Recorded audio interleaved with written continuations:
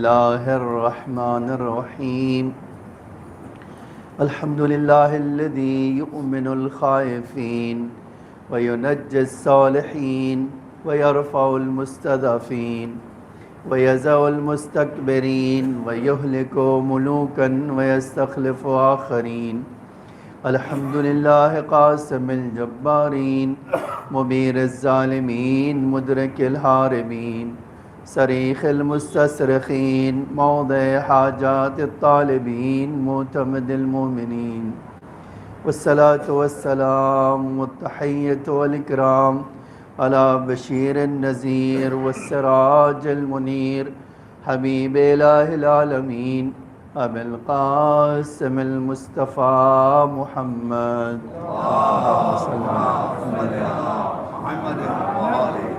وعلى آله الطيبين الطاهرين المعصومين المظلومين الغر الميامين لا سيما الإمام المبين بقية الله في الأرضين الحجة الثاني عشر الإمام المهدي المنتظر صلوات الله وسلامه عليه.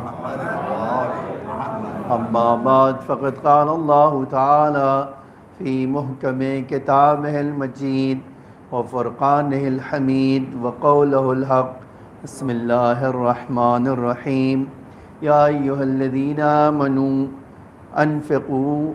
أنفقوا من طيبات ما كسبتم ومما أخرجنا لكم من الأرض ولا تيمموا الخبيث منه تنفقون ولستم بآخذيه إلا أن تغمزوا فيه واعلموا أن الله غني حميد.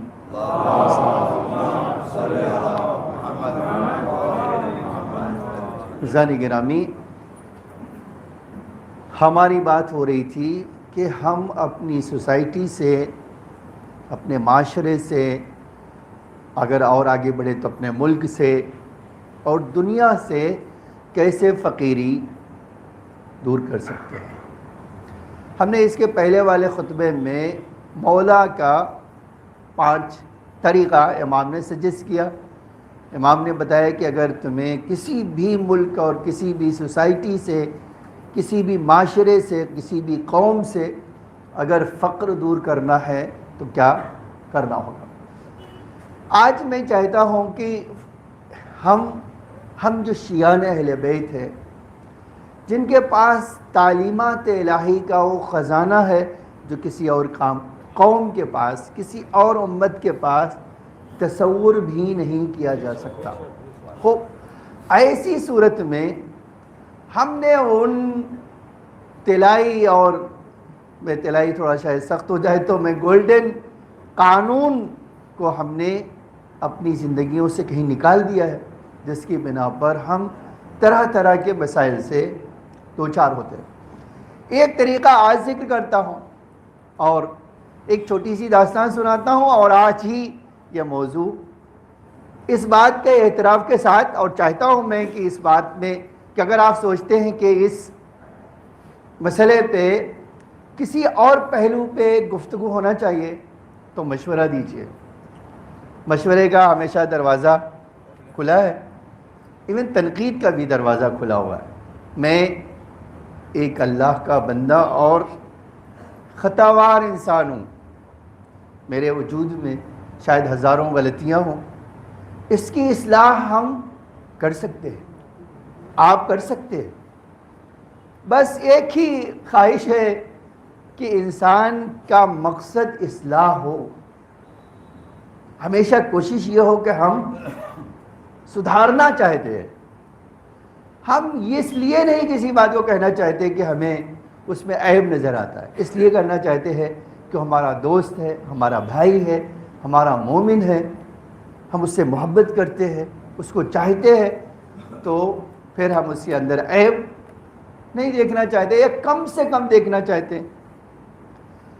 آج یہ جو جملہ اسی کے ساتھ میں چاہتا ہوں آ جاؤں. خدا بند عالم نے ایک طریقہ، حتیٰ ہمارے ائمہ نے بارہا میں نے آج بھی یہ موضوع پہ جب ریسرچ کیا تو میں نے دیکھا ہر امام کی طرف سے فقر دور کرنے کے لیے گفتگو ہوئی ہے. خالی مولا کائنات ہی نہیں، رسول اللہ نے ہمیں بتایا، بی بی نے ہمیں بتایا، اور ہر معصوم امام سے آپ کو اس طرح کی روایت کہ کیسے غریبی دور کریں. ایک طریقہ جو ہر امام نے فرمایا وہ کیا ہے کہ جب تمہارے طرف، تمہارے وجود کی طرف، تمہارے معاشرے کی طرف فقیری رخ کرے تو تم اللہ سے تجارت شروع کرو. تم اللہ سے تجارت کرو گے. دیکھیے دنیا میں ہمیشہ یہ کہا جاتا ہے کہ کبھی بھی جس پیسے میں آپ سرمایہ لگائیں، آپ پارٹنر ہوں، اپنے پارٹنر کو کبھی بھی نقصان نہیں پہنچنے دیں گے. کوشش یہی ہوگی انسان کی. تو یہ اللہ کے رسول اور ائمہ ہمارے چاہتے تھے کہ ہمیشہ خدا کے ساتھ تجارت کرو، بزنس کرو. خدا کے ساتھ جو بزنس کرے گا کبھی بھی اس کو گھاٹا نہیں ہو سکتا. ایک روایت سناتا ہوں، آپ دیکھو کتنی عجیب روایت ہے، اور بہت سارے ہمارے لیے نکات اس میں پائے جاتے ہیں، پوائنٹس پائے جاتے ہیں جو ہماری زندگی کو بدل سکتے ہیں.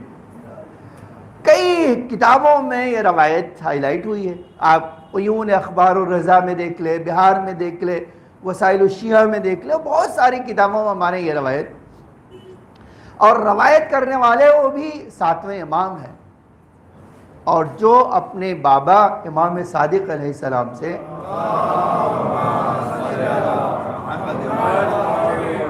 روایت کرتے ہیں.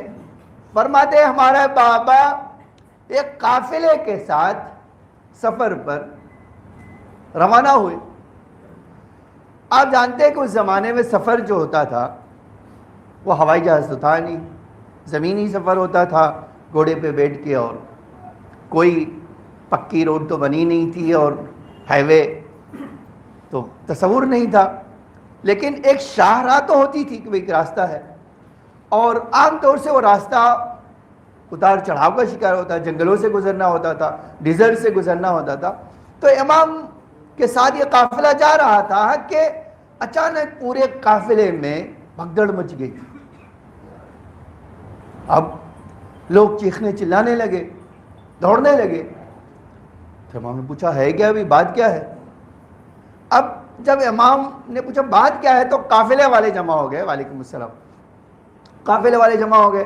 فرمایا آقا ہم ایک تو بزنس ٹرپ پہ جا رہے تھے،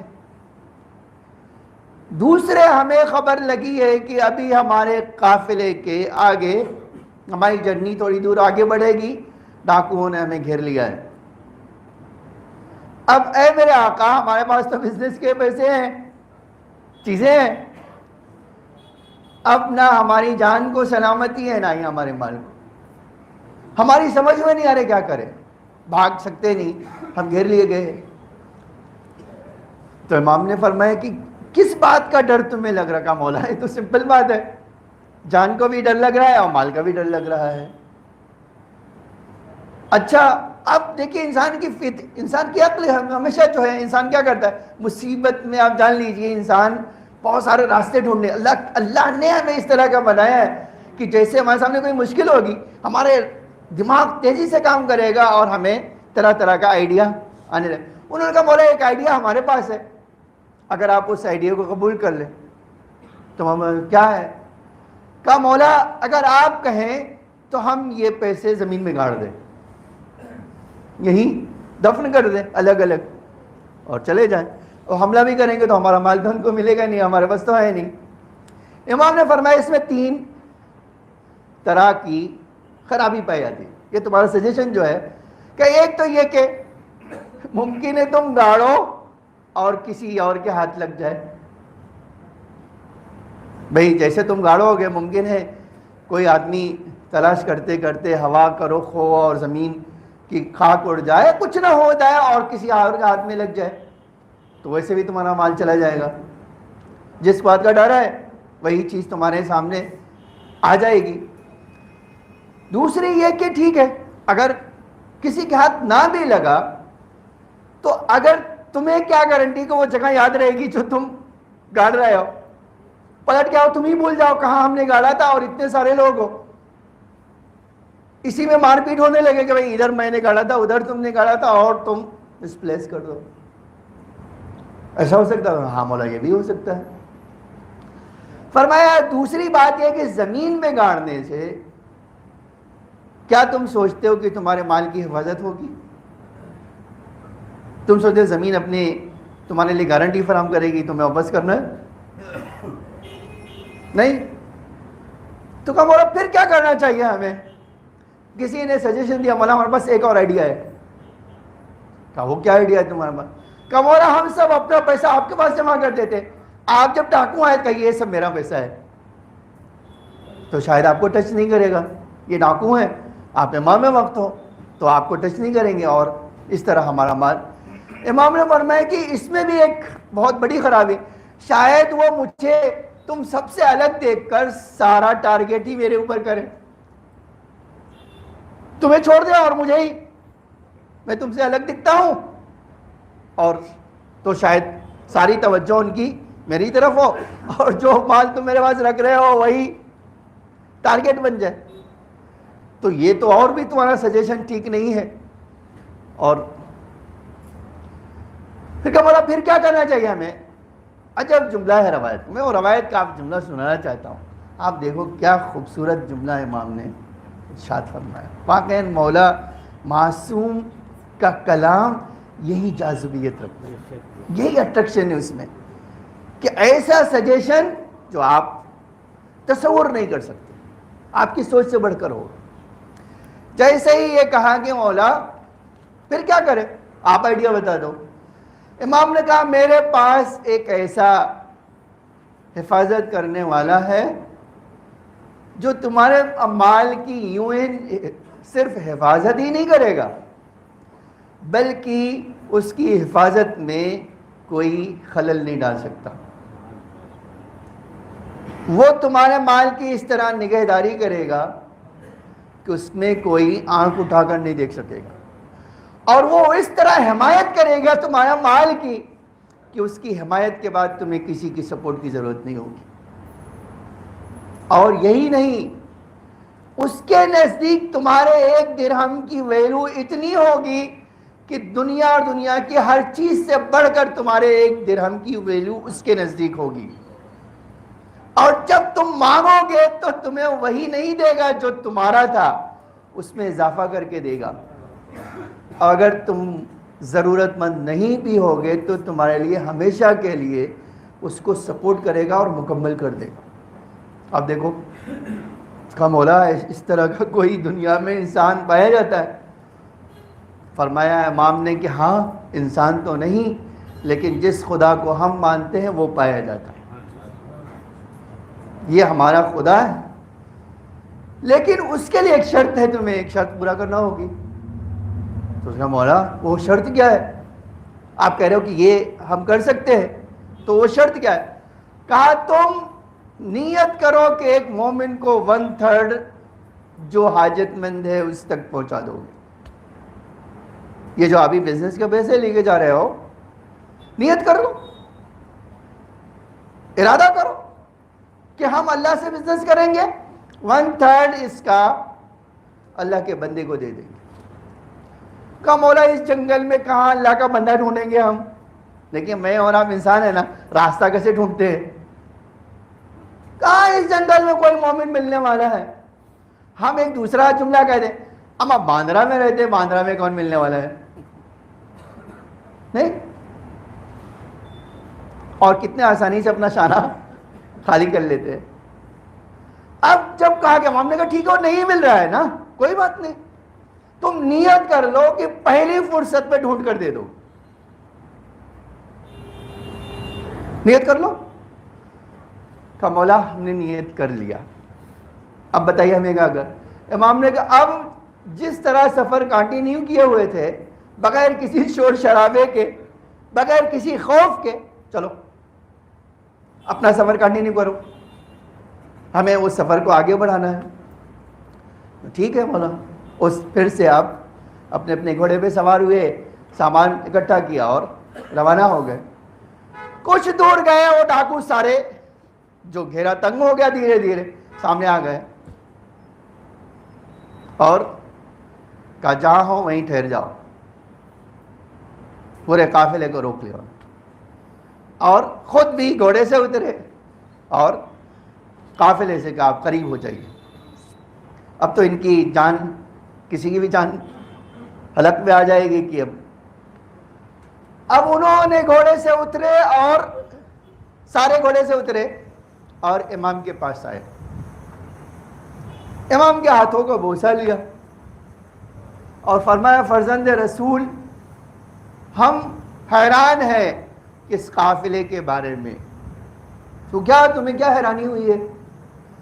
تو فرمایا اللہ کے رسول، اے فرزند رسول، رات کو ہم نے رسول اللہ کو خواب میں دیکھا. فرمایا ہمارا ایک قافلہ آ رہا ہے، تم لوگ جاؤ اپنے آپ کو انٹروڈیوس کراؤ کہ ہم ڈاکو ہیں اور اس قافلے کے ساتھ ساتھ رہو جب تک یہ اپنے مقصد تک نہ پہنچ جائیں. اے فرزند رسول، وہ خواب ہماری نظروں میں، ہم نے رسول اللہ کو خواب میں دیکھا. رسول اللہ ہم سے حکم دے رہے، ہم سے ارشاد فرما رہے. اب ہم آئے، اے میرے آقا آپ اجازت دیجئے کہ ہم آپ کے ساتھ آپ کو مقصد تک پہنچا دیں. امام نے فرمایا کہ ہمیں تمہاری ضرورت نہیں ہے، ہمیں جس کی ضرورت ہے وہ ہمارے ساتھ ہے. جس خدا نے ہمیں یہاں پر تم سے بچایا ہے وہی آگے بھی بچائے گا. تم اپنا راستہ جاؤ، ہمیں تمہاری کوئی ضرورت نہیں. وہ واپس گھوڑے پہ سوار ہوئے اور روانہ ہو گئے. امام نے کہا سفر کنٹینیو کرو. مقصد پہ جب پہنچ گئے یہ لوگ اور اپنا وعدہ پورا کیا تو آج تاریخ کہتی ہے کہ ان کو سارے کے سارے قافلے والے حیران، ہر آدمی کی زبان پہ تھی کہ دیکھو مولا کے وجود سے ہمیں کتنا فائدہ ملا، امام نے کیسا ہمیں راستہ دکھایا، ہمیں کتنا بینیفٹ ہوا. ہم نے سوچا نہیں تھا کہ ہمیں اتنا بزنس میں فائدہ ہوگا، ہماری اتنی پریشانیاں دور ہوگی. یہ جملہ پر جب سنا کہ یہ کہہ رہے ہیں کہ مولا کے وجود کا ہمیں کتنا فائدہ ہو جائے، وہ سب کا سب امام کے وجود کی برکت سے. امام نے ان کو اکٹھا کیا، فرمایا جس چیز کا تم تجربہ کر لیا کرو اس کو کبھی بھولایا نہ کرو. آج جو تم کہہ رہے ہو میرے وجود کی برکت ہے، میں تم سے کہہ رہا ہوں یہ اس خدا پر ایمان کی برکت ہے. جس خدا نے تمہیں یہ راستہ دکھایا ہے، تمہیں تجربہ کروایا ہے، اب اس راستے کو ہمیشہ کنٹینیو کرو. یہ ہے ہمارے لیے سبق.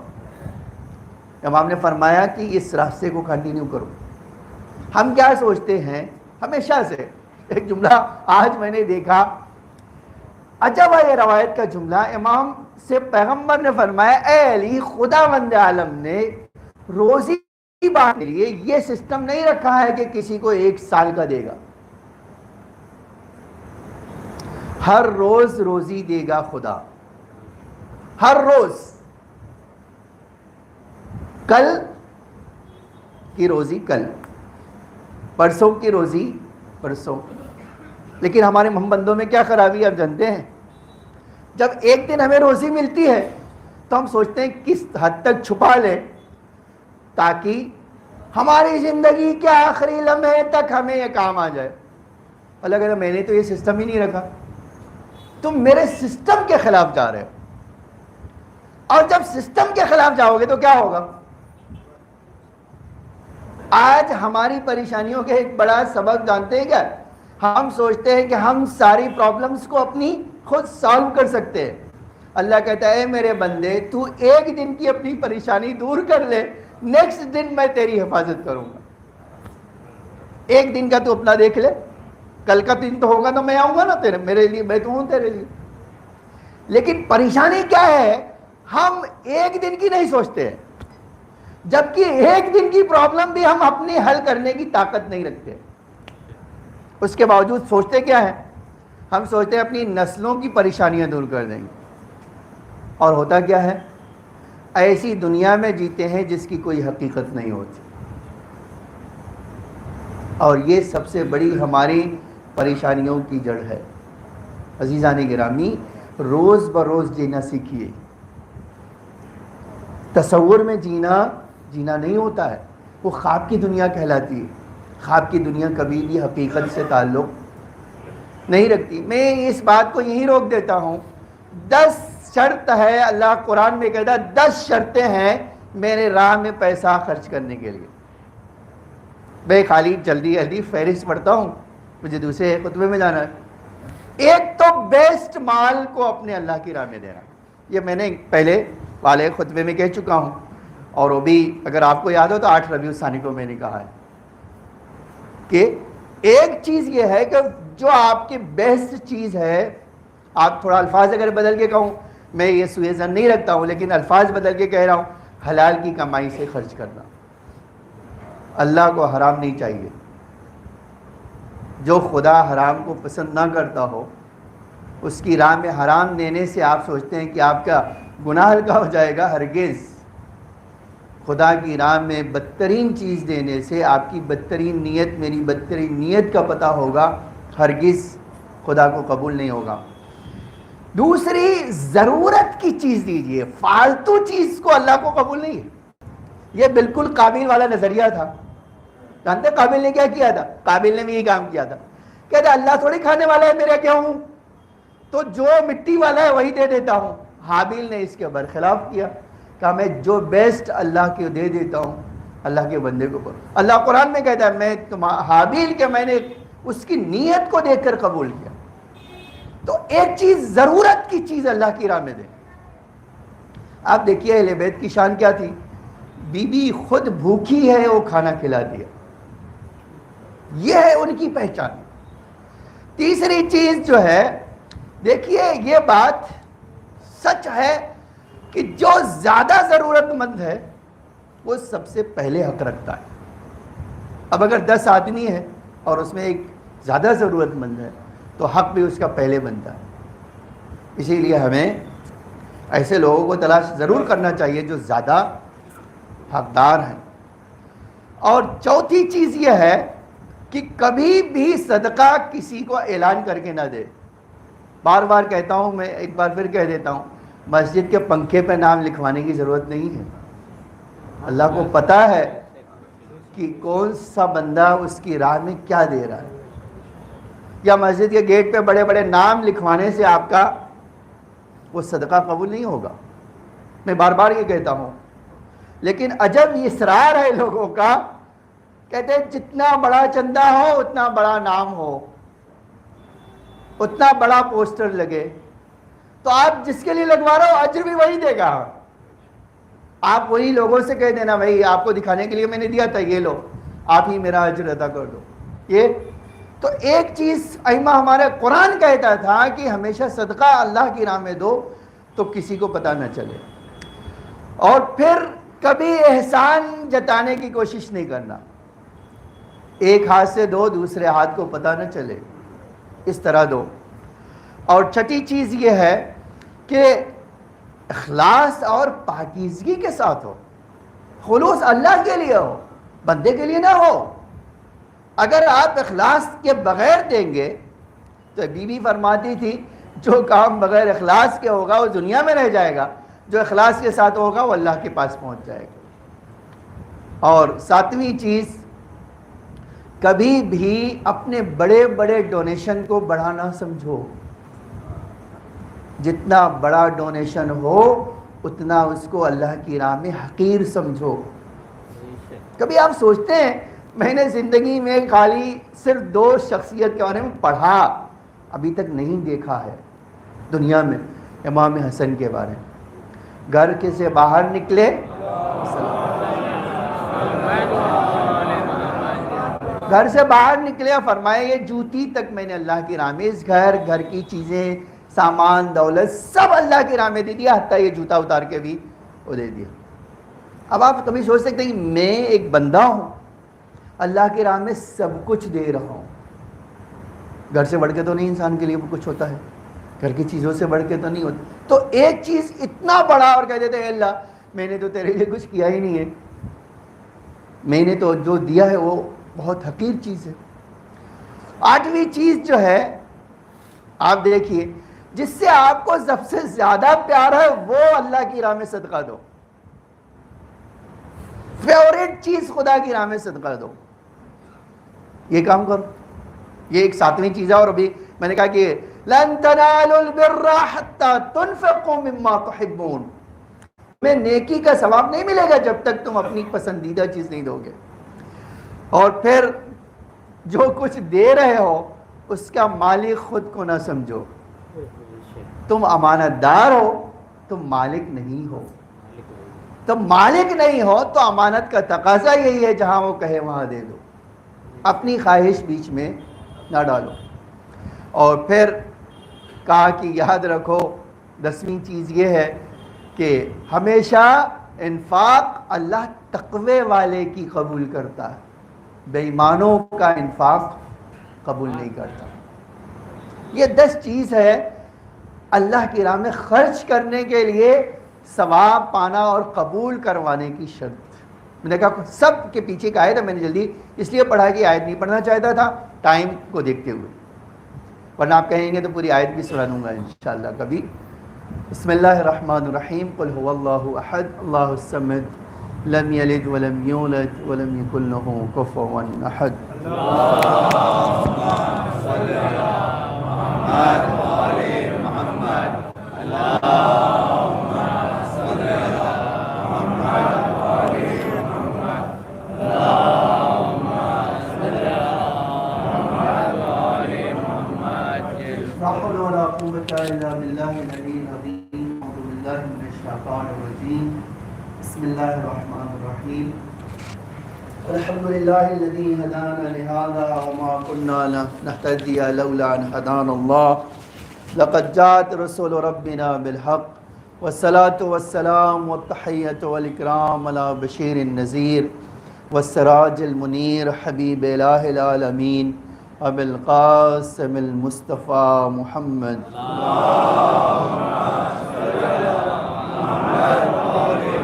وعلى آلہ الطیبین الطاہرین المعصومین المظلومین الغر المیامین، لا سیما الامام المبین بقیت اللہ فی الارضین الحجۃ الثانی عشر الامام المہدی المنتظر صلوات اللہ وسلامہ علیہ۔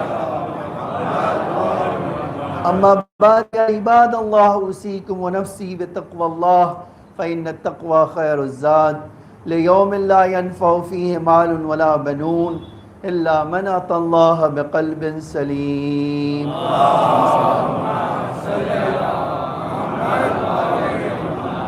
عزیزان گرامی، 2 بات کی طرف اس خطبے میں توجہ چاہتا ہوں، بس 2-3 منٹ میں۔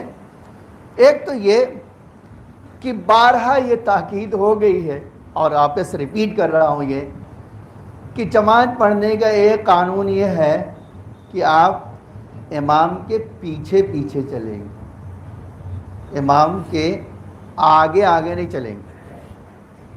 اگر امام معصوم کے آگے چلیں گے تو آپ کا اصل ایمان چلا جائے گا، اور یہ غیر معصوم امام جماعت کی یہ ہے اگر آپ آگے چلے تو آپ کی جماعت چلی جائے گی۔ ادھر میں اللہ اکبر نہیں کہتا ہوں، رکوع میں نہیں پہنچا کہ وہ سجدے میں چلے جانا چاہتے ہیں۔ میں بارہا کہہ چکا ہوں کہ میں جتنی بھی جلدی جانے کی کوشش کرتا ہوں، آپ ماشاءاللہ کافی تیز ہیں اس بارے میں، یہ ایکسیپٹ ہے کہ آپ کافی ایکٹیو ہیں، اللہ آپ کو سلامت رکھے، لیکن اس بات کا دھیان رہے کہ آپ اگر پہلے جان بوجھ کے گئے تو آپ کی جماعت جو ہے، بارہا کہہ چکا ہوں اور آج بھی کہتا ہوں۔ اچھا، اب میں پیچھے تو مڑ کے نہیں دیکھ سکتا ہوں، لیکن آگے جو ہے یہ اللہ نے آنکھیں جو دی ہے نا، وہ ویژن خالی ایک پوائنٹ میں نہیں ہے، کم سے کم 2-4 میٹر آگے ادھر دائیں بائیں دکھائی دیتا ہے مجھے۔ تو پہلے ہی صف والے اگر یہ کہہ رہے ہیں تو پیچھے والوں کا تو فاتحہ ہی پڑھ دینا چاہیے، یہ حال یہ ہے۔ تو ایک چیز کا تو یہ دھیان رکھنا ہے کہ آپ جماعت پڑھ رہے ہیں اور پہلی صف میں پڑھ رہے ہیں، تو اتنا تو آپ کو پتہ ہونا چاہیے۔ دوسری بات جو ہے، اب یہ وقت نہیں ہے، میں انشاءاللہ آگے اس خطبے میں بات آگے کروں گا، کہ شادیوں کے زمانے میں ایک مومن اپنا فریضہ بھول سکتا ہے کیا؟ یہ سوال آج کر کے چھوڑ دیتا ہوں، نیکسٹ اسی کے سوال کا جواب میں کیا آپ اور میں مومن ہیں مسجد تک؟ ٹھیک ہے، یا آگے بھی مومن ہیں ہم؟ اگر مومن ہیں مسجدی تک تو ٹھیک ہے، آپ اللہ سے کہیے کہ اللہ اس چہار دیواری تک میں ایمان لایا ہوں، باہر نکلوں گا بے ایمان بن جاؤں. یہ آپ کے اوپر چھوڑ دیتا ہوں، سوال ٹائم نہیں ہے میرے پاس، تو میں آتا ہوں، دعا کرتا ہوں، صلوات پڑھتا ہوں، اور انشاءاللہ ہم نیکسٹ خطبے میں اس بارے میں بات کریں. اللہم صلی علی محمد عبدک ورسولک وامینک وصفیک وأهل الكرامة من خلقك أبي القاسم المصطفى محمد.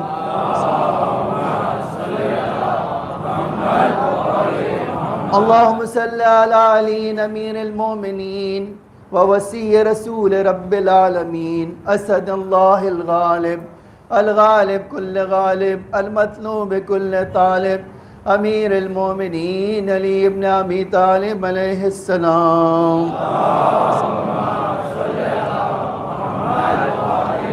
اللہم صلی علی صدیقۃ الطاہرہ فاطمۃ سیدۃ نساء العالمین.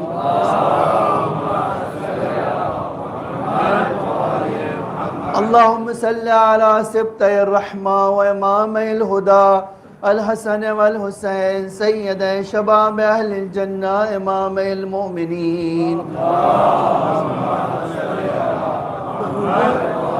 اللہم صلی علی علی ابن الحسین ومحمد ابن علی وجعفر ابن محمد وموسى ابن جعفر وعلی ابن موسى ومحمد ابن علی وعلی ابن محمد والحسن ابن علی ائمۃ المؤمنین. اللہم صلی علی ولی امرک القائم المؤمل والعدل المنتظر امام المؤمنین.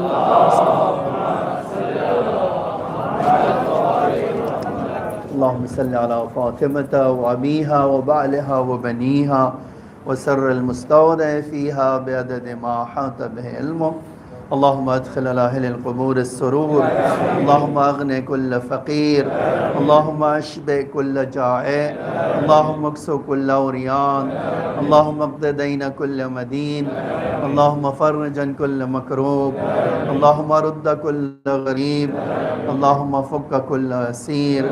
اللہم اصلح کل فاسد من امور المسلمین. اللہم اشف کل مریض. اللہم سد فقرنا بغناک. اللہم غیر سوء حالنا بحسن حالک. اللہم اقض عنا الدین واغننا من الفقر انک علی کل شیء قدیر. اے اللہ ہمارے مولا کے ظہور میں تعجیل فرما، زمین کو آقا کے ظہور کے لیے آمادہ فرما، ہم سب کو آقا کے حقیقی غلاموں میں شمار فرما. اے اللہ شیعان علی جہاں بھی ان کی جان و مال عزت آبرو کی حفاظت فرما. اے اللہ جو قید میں ہے انہیں قید سے رہائی عطا فرما. اے اللہ جو ظالموں کے نرغے میں ہے انہیں ظالموں سے نجات عطا فرما. اے اللہ جو پریشان حال ہیں ان کی پریشانیوں کو دور فرما. اے اللہ ہم سب کے رزق حلال میں برکت عطا فرما. اے میرے معبود ہماری اموات پر اپنی رحمت و مغفرت نازل فرما. ہمارے مریضوں کو شفاء عاجل و کامل عطا فرما. اے اللہ ہمارے ضعیفوں پر رحم فرما. ہماری عورتوں کو حفاظت فرما.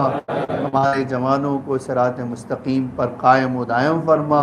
اے اللہ اس دنیا میں ہمیں نور آل محمد، محبت آل محمد، آخرت میں شفاعت آل محمد نصیب فرما. ان اللہ ملائکتہ یصلون علی النبی یا ایھا الذین آمنوا صلوا علیہ وسلم